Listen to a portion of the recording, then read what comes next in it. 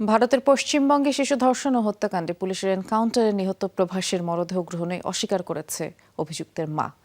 শনিবার দক্ষিণ ২৪ পরগনায় ১২ বছর বয়সী এক শিশুকে ধর্ষণ ও হত্যা করা হয়। এতেই বিক্ষোভে উত্তাল হয়ে ওঠে পুরো পশ্চিমবঙ্গ।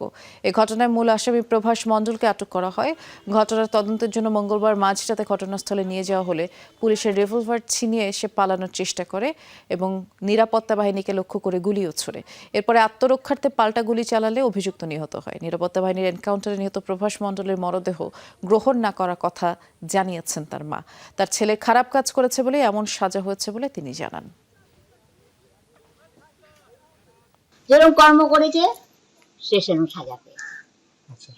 আর আমার কিছু তো বলার নেই। না, আমি নেব না, আর আমি আনবো না, আমি কিছু করব না।